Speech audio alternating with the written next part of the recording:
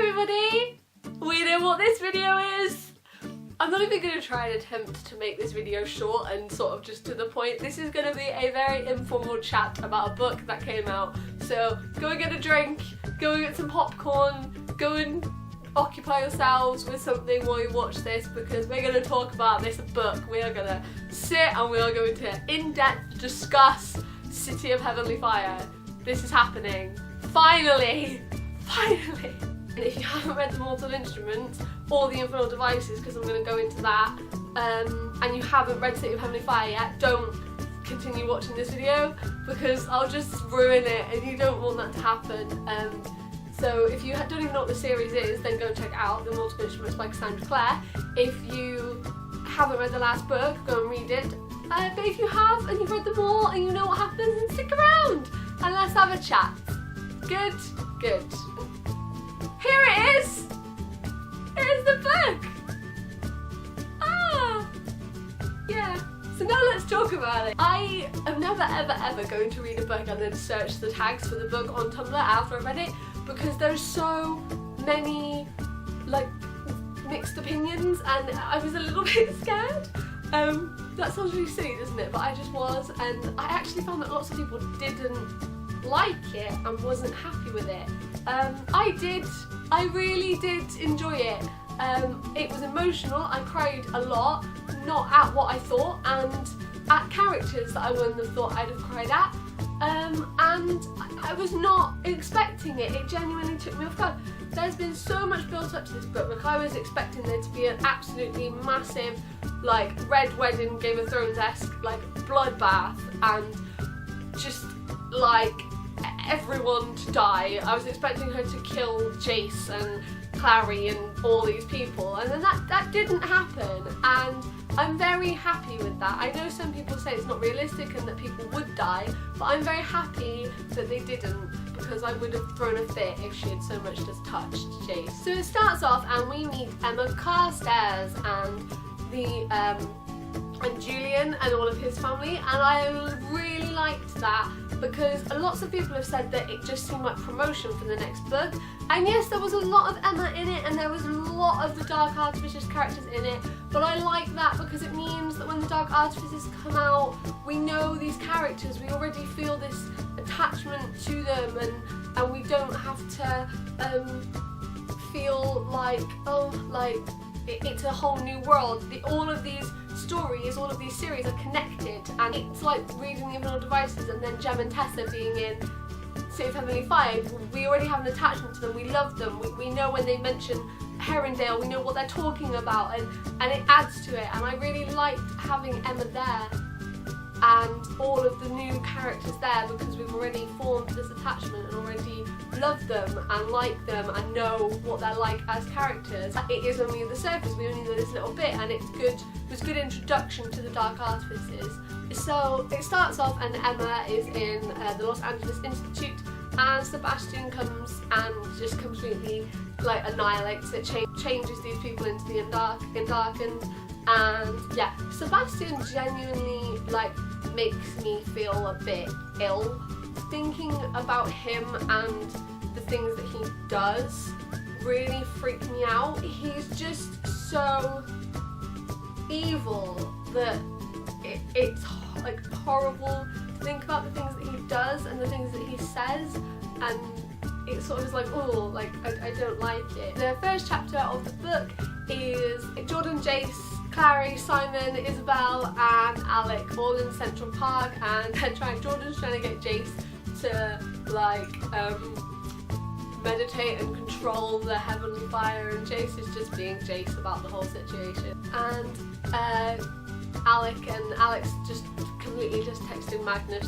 Jace breaks his phone. Oh, sorry, I felt sorry for Alec why they broke up, but I did feel sorry for him a lot, and I did wish Magnus would just talk to him. And then they're gonna go to Idris, and Magnus comes and he's like, are you ever gonna forgive me? And he's like, I have, but we just can't be together. And it's just like, no, but you can, you need to be together. What are you doing? Just be together. Don't even, just please.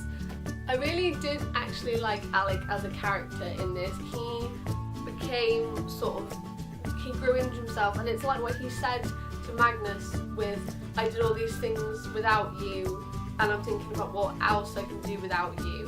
And Alec's always been the one that's always been behind Jace and the one that people would look at second, but he sort of really came into his own, and I think that I felt a bit sorry for him because he was always drinking, and particularly when Jace said about making food and he was like, I didn't make it, and he like lists off all these reasons and then he goes, and thirdly, because I'm not your bitch.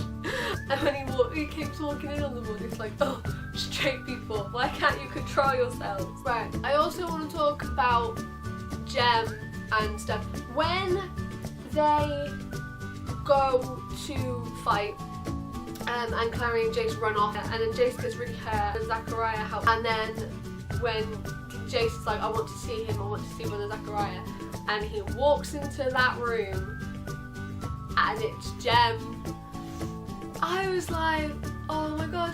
And I know people that haven't read the Invisible Devices that have read City of Heavenly Fire, and I was like, it would have meant nothing to you. Like, it meant everything. I literally, when he starts speaking as Jem, and I knew that because I've read Clockwork Princess, and I knew that he becomes Jem again, but like, to actually have him there, for him to be there, and then when he's like, the car says, oh, the Herondale, or whatever it is that he says about that, and I was just like, ooh, so good. And then like when he was like, it was like, oh, he had an urgent appointment in London, I was just like, Blackfriars Bridge was this urgent appointment in London. And then later on when they're at Jocelyn and Luke's wedding, and then I know, and Tessa's like, Jace playing the piano, and then it's like, Will.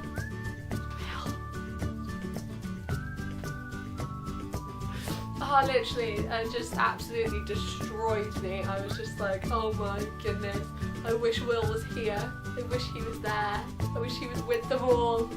And oh, I love them. I love the Invisible Devices characters. They are literally some of my favourites. And when Jem was talking to Emma, he was like, oh, just enough. After the wedding as well, when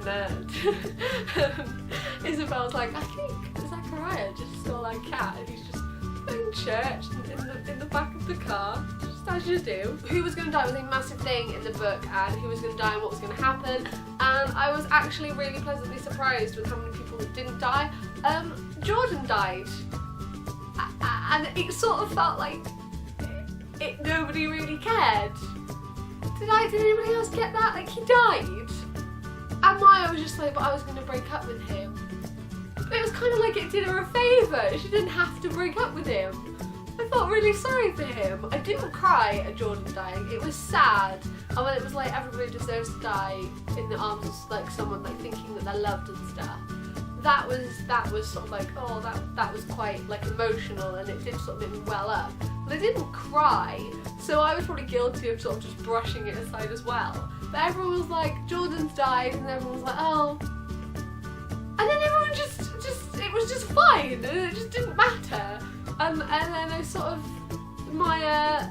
it was sort of like hinted, wasn't it, that she was going to be with Bat, but I sort of felt a bit sorry for Jordan. It was sort of like let's kill him so Maya doesn't have to break up with him. I don't know, did anybody else get that? It was sad that he died, and I was kind of expecting him to die. But yeah, I felt sorry for him. Also, Sebastian. Let's just talk about Sebastian and how Sebastian Morgenstern is horrific. All of the things that he says to Clary when he's absolutely mental, he's absolutely deluded. He wants her on this throne, and I didn't like it. And his little affair with like the queen, like the queen of like the fairies and stuff, she annoys me, and I always like, they're always weird. I've always thought throughout the whole book that all the stuff that was with all the fair folk and stuff, I never really trusted them. And I know they can't lie and stuff, but they always sort of seem to get around everything, and it wasn't really a massive surprise that she was working with him. When he died, it was like a yes! And when she shoves that sword in, it's just like, yes! And he died, and it was just absolutely like such a satisfying, yes, he's gone, he's not going to hurt them anymore. And then he still stood there, and you're like, oh god, no, he really is, he's not going to die. And they say Sebastian, and he goes, I'm Jonathan. And I was just like, no! And I started crying, and I was just like, no, no. And he was like, I'm so sorry. And I was like, what's gonna happen now? Is he gonna stay alive? Is he gonna just live his life as Jonathan? What?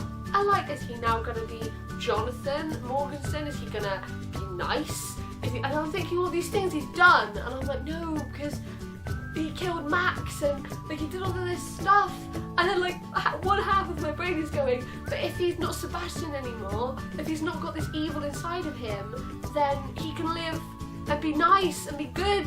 Then the other half is me going, no, he killed Max, and he killed all of these people, and you can't. And it was this massive conflicting battle that I was having in my head. And then he died anyway. And I felt really sad. I didn't feel sad that Sebastian died. I was glad that Sebastian died. That was the best thing. I was absolutely very sad that Jonathan died, because he never got a chance to be Jonathan. He never got a chance to be Jocelyn's son and Clara's brother, because Valentine, who was the real villain here, just completely destroyed his life and just made, and I hate feeling sorry for villains, but I did, I felt sorry for him. Also, the big thing that I'm sure that everybody wants to talk about is Simon, when Magnus's dad was like, I'll take you away your immortality and it'll hit you all at once, and then Alex like, no, I want you, I don't want anything else, I want you, and like you sort of realise that just before that Magnus and Alec are gonna get back together, and I'm like, no, you can't kill Magnus, you cannot kill Magnus, you can't. And I was like going, no, no, no, and I was just shouting at the paper. Simon's like, if you want mortality, take mine, I'm only 17, it's not gonna kill me. And then he said, no, I want to take away your memories too. And I was like, no! But like, I didn't want Magnus to die, but then I didn't want Simon's memories to be taken away. I was thinking of Clary more than anyone else. I'm thinking, no, she's gonna lose her best friend. Like even Jay says, you had a brother, it was Simon. And I literally was just like, no, this is the worst thing that they could do.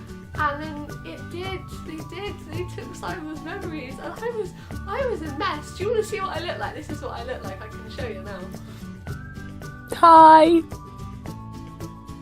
And then when Clary phones him, and he just doesn't know who she is. When they get the flyer, his band's called the Mortal Instruments, and like, I remember reading City of Bones and being like, are they ever going to decide on the name for this band? Oh my god. It being that was the most bittersweet, like, horrific thing. And I was just like, no, no. But then Magnus manages to, like, there's a thing of he remembers, like, it's in him, he just can't remember it, and Magnus gives it back, and he slowly gets his memories back, and not as much, but a little bit. And when he says to Clara, I remember you, like, you're my best friend, and I was just like, I can't be dealing with this is not, too much to handle in one to sit down reading a book. And they're all at the end, and they're at the wedding, and Magnus gives Alec the book, and he's like, I wrote down my life. I was like, he's basically just given him the Bane Chronicles, hasn't he? Also, Magnus, I would definitely buy your range of glitter at Sephora. I was absolutely laughing so much when he kept calling Clary Biscuit. I don't know why, it just really made me laugh. Really, really liked that when they went into the hell, like demon realm of where Sebastian was, that hell was Alicante. Why am I saying that right? Because I say Alicante, but I've heard, that's just what I'm going to call it anyway. It was that ruined, and what it would be like if there was no shadowhunters, and I liked that because without shadowhunters there would be no people to get rid of the demons, and then the demons would just take over. And I liked that hell was that, a demon realm with no shadowhunters to stop it. And that was good, I liked that. Also, Jace and Clary. It sort of has to be mentioned, I think. Jace was very prepared for his trip out, wasn't he? Only Jace Herondale. It is a kind of massive, thank God that finally happened, because all 5 books beforehand have just been a gigantic cockblock. I also liked that in almost everybody's like dream thing, when they got into the hell and they saw the life that they wanted or thought that they wanted, almost everyone's had Max in them, and Max is always there, you know, he's constantly there, even though it's really sad that he died, and he wasn't forgotten, and I love that. And I thought that it was very true to the characters and well done, and I'm very happy with this book, and I'm very happy with how it ended, and I'm very happy with all of the characters, and I really liked it. I really enjoyed this book. I'm very happy that this is the fate that the characters got. Apart from just Simon. But yeah, I enjoyed it very much, and it was a good finale. I'm very excited for the Infernal Devices. I can't wait to see who from this is in it. So yeah, I think that's all I've got to say about it really. I really liked it. Let me know what you guys thought of this book.